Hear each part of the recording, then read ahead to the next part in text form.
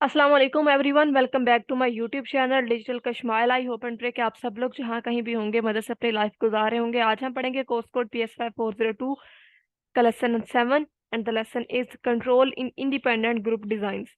हम प्रीवियस काफ़ी लेक्चर से इंडिपेंडेंट ग्रुप डिजाइंस के बारे में, इंडिपेंडेंट ग्रुप डिजाइन के बारे में भी हम पढ़ के आए हैं। अब हम देखेंगे इन्हें कंट्रोल कैसे किया जाता है। Control in independent group designs. What is experimental control? Basically experimental control होता क्या है कि जब हम कोई भी एक्सपेरिमेंट करते हैं तो हम बाकी तमाम वेरिएबल्स को जो भी एक्सट्रेनियस होते हैं या इन्वायरमेंटल होते हैं उन्हें कंट्रोल करते हैं कि वो आपके रिजल्ट्स पर अफेक्ट ना हो। और इसके बारे में भी हम बड़ी डिटेल से प्रीवियस लेक्चर्स में पढ़ कर आए हैं। और ये एबिलिटी टू इन्फर कैजुअलिटी होता है, मीन्स दैट के यानी नतीजा निकालना, काज एंड इफेक्ट के बारे में कैजुअलिटी कहलाता है। और वो कैजुअलिटी जो है इसको इन्फर करने के लिए हमें कंट्रोल की जरूरत होती है ताकि हम किसी और इन्वायरमेंटल असर को हटाकर क्लियरली अपने इंडिपेंडेंट और डिपेंडेंट का कॉज एंड इफेक्ट रिलेशनशिप देख सके। और ये आगे इसकी करेक्टरिस्टिक्स हैं एक्सपेरिमेंटल मेथड की। Random assignment. Random assignment, each participant has an equally likely chance of being assigned to each condition. आपके पास मतलब के 30 लोग हैं, उनमें से कोई भी दूसरे से फर्क नहीं है, डिफरेंट नहीं है। या अगर फर्क अगर उनके दरमियान कोई फर्क है भी तो हम उनको दोनों ग्रुप्स में असाइन इस तरह करते हैं कि हर एक का इक्वल चांस हो। जो इससे भी मैंने पीछे बताया था कि आप करेंगे 1 3 5 7, इस ऑर्डर से रेंडमली एक ग्रुप को असाइन करें, 2 4 8 10 दूसरे ग्रुप को असाइन करें। मैनिपुलेशन सिस्टमेटिक कंट्रोल होता है आपका इंडिपेंडेंट वेरिएबल पे। दीज टू टेक्निक्स जो होती हैं अगर आप ये दोनों टेक्निक्स कर लेते हैं तो आपकी जो इंटरनल वैलिडिटी है वो इंक्रीज हो जाती है। Use of control group. Experimental group से ट्रीटमेंट रिसीव किया जाता है, कंट्रोल ग्रुप जो है वो ट्रीटमेंट रिसीव नहीं करता है।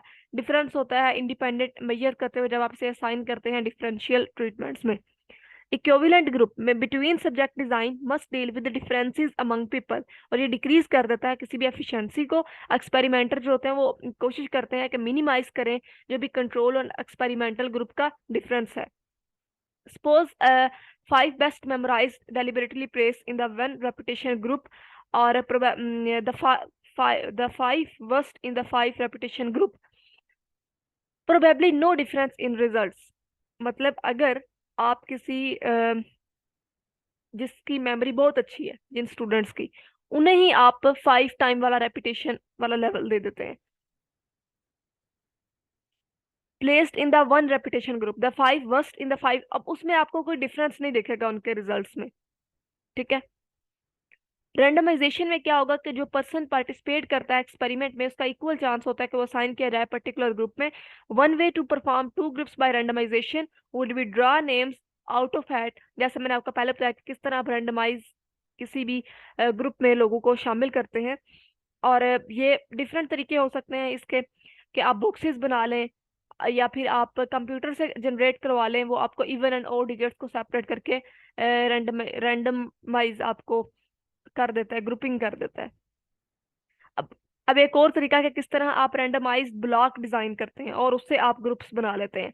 ठीक है, जैसे कि स्टूडेंट्स को सेपरेट किया एकेडमिक ईयर की बेस पे, रैंडमली असाइन किए स्टूडेंट ट्रीटमेंट के लिए, और दूसरे ग्रुप में रैंडमली असाइन किए दूसरे ग्रुप में भी ट्रीटमेंट के लिए। अब जो पहला ग्रुप था उसमें 15 स्टूडेंट्स थे, ग्रुप 2 में भी 15 स्टूडेंट्स थे, लेकिन दूसरी तरफ भी 15 स्टूडेंट्स डाले। अब जो एक ग्रुप में था उसमें नो प्रैक्टिस कोई भी ट्रीटमेंट, मतलब ट्रीटमेंट ए में नो प्रैक्टिस एग्जाम दिया गया, ट्रीटमेंट बी में प्रैक्टिस एग्जाम दिया गया, और फिर कंपेयर किया गया इनके रिजल्ट्स को। Square equivalence, ensure equivalence matching की बात हो रही है कि आप मेमोरी को एडमिनिस्टर करते हैं, टेस्ट करते हैं तमाम 30 सब्जेक्ट्स का, to obtain a baseline measure of the subject's ability to memorize nonsense words। अब कोई भी बेसलाइन को, सब्जेक्ट की बेसलाइन को मेजर करने के लिए आप उसको नॉनसेंस वर्ड्स को मेमोराइज करने की का कहते हैं सब्जेक्ट बेसलाइन स्कोर्स करते हैं, use to form pairs of the subject that are equal or very similar scores. इसमें अब मैचिंग में प्रॉब्लम्स क्या आते हैं कि मैचिंग टाइम कंज्यूमिंग बहुत ज्यादा होती है और बहुत ज्यादा नंबर ऑफ पार्टिसिपेंट्स की आपको जरूरत होती है। Control in independent group designs. अच्छा, वेज टू कंट्रोल इसमें क्या है कि आप होल्ड करते हैं एक्सट्रेनियस वेरिएबल कांस्टेंट्स को और सिस्टमेटिकली मैनिपुलेट करते हैं different level of extraneous variables को, और स्टैटिस्टिकल कंट्रोल किया जाता है। और एक्सट्रेनियस वेरिएबल में सिचुएशनल वेरिएबल जिसमें हमारा नॉइस, टेम्परेचर, लाइटिंग कंडीशंस वगैरह आती हैं, और पार्टिसिपेंट में पर्सन वेरिएबल्स, पर्सनली अगर इंसान जो आपका पार्टिसिपेंट है वो उसे खुद किसी ऐसी डिजीज का मसला हो जिसके ऊपर ही आप आगे एक्सपेरिमेंट करने जा रहे हैं। एक्सपेरिमेंटर इन्वेस्टिगेटर इफेक्ट, अब जो इन्वेस्टिगेटर है वो बायस हो जाए या उसी का ही कोई एक्ट जो है वो अफेक्ट हो रहा हो आपके रिजल्ट्स पे। डिमांड करेक्टरिस्टिक्स में क्या होता है कि लेबोरेटरी एक्सपेरिमेंट्स में ये कोशिश की जाती है कि बिहेवियर को आप कैप्चर कर सकें, लेकिन उसमें होता ये है कि जो भी आपके पार्टिसिपेंट्स होते हैं, जब उन्हें पता चलता है कि आप उन्हें लैब सेटिंग्स में लाए हैं, आपने उनके ऊपर कोई भी कंडीशन अप्लाई की है, तो वो समझ जाते हैं कि आप उनसे क्या फाइंड आउट करना चाह रहे हैं, तो अपना बिहेवियर उसी के मुताबिक चेंज कर लेते हैं, जिसकी वजह से ये चीज आपके रिजल्ट्स पर अफेक्ट करती है। द हाथरन इफेक्ट, द हाथरन इफेक्ट क्या होता है कि कंपनी एक एक्सपेरिमेंट है जिसमें कंपनी ने एक्सपेरिमेंट कंडक्ट किया और उन्होंने अपने वर्कर्स पर लाइटिंग जिस तरह की होती है ना, मतलब इस किस्म का उन पर एक्सपेरिमेंट करने की कोशिश की, और उन्हें इस फील हो गया, उन्हें पता चल गया कि वो उनसे क्या एक्सपेक्ट करना चाह रहे हैं, और उन्होंने अपना बिहेवियर बिल्कुल वैसे करके उन्हें रिजल्ट्स दे दिए। मोर रिसेंट एविडेंस जो है वो इफेक्ट है visual display unit VDU filters का, मतलब दो ग्रुप्स बिठाए गए, एक पे कंप्यूटर स्क्रीन पे फिल्टर्स लगाए गए, दूसरे पे नहीं लगाए गए, ये देखने के लिए कि जो भी फिल्टर्स होते हैं वो क्या अफेक्ट करते हैं। तो जब फिल्टर्स लगाए गए तो जिन पार्टिसिपेंट्स की कंप्यूटर स्क्रीन पे फिल्टर्स लगाए गए उन्हें पता चल गया कि फिल्टर्स लगाकर उनका फिल्टर्स का अफेक्ट जज किया करने की कोशिश की जा रही है, तो उन्होंने जो भी अ, उसी के मुताबिक अपने अपने बिहेवियर्स को शो किया, जिसकी वजह से बहुत ही ओनली माइनर चेंजेस जो है वो ऑब्जर्व किए गए इनिशियल कंट्रोल ग्रुप में। एक्सपेरिमेंटल इफेक्ट, ये इतने इंपॉर्टेंट नहीं है चीजें, जो भी इनकी डेफिनेशन हैं वो ज़्यादा इंपॉर्टेंट है, इसलिए मैंने सारा येलो से हाईलाइट किया हुआ है कि जिसकी बस आपको कंसेप्ट क्लियर करने की जरूरत है। एक्सपेरिमेंटर के कौन सी चीजें जो अफेक्ट कर सकती हैं, उनके नॉन वर्बल क्यूज, उनकी जेंडर, रेस या कोई भी एथनिसिटी या एथिकल कोई भी चीजें, या अगर वो बायस हो जाता है अपने एक्सपेरिमेंट के रिजल्ट्स में, तो ये चीजें जो एक्सपेरिमेंटर की तरफ से आपके रिजल्ट पे अफेक्ट कर सकती हैं। डबल ब्लाइंड एक्सपेरिमेंट क्या होता है कि जिसमें एक्सपेरिमेंटर को भी नहीं पता होता कि क्या रिजल्ट्स लेना चाह रहे हैं, और जो पार्टिसिपेंट्स हैं उन्हें भी नहीं पता होता।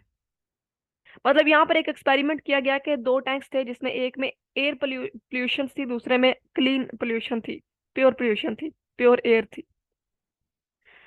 अब अगर वो बता दिया जाता कि इसमें पोल्यूटेड है, इसमें प्योर है, तो वो ऑटोमेटिकली अपने बिहेवियर को चेंज कर लेते। पोल्यूटेड एयर में जब वो सांस लेते उन्हें मसला होता, वो फील करते।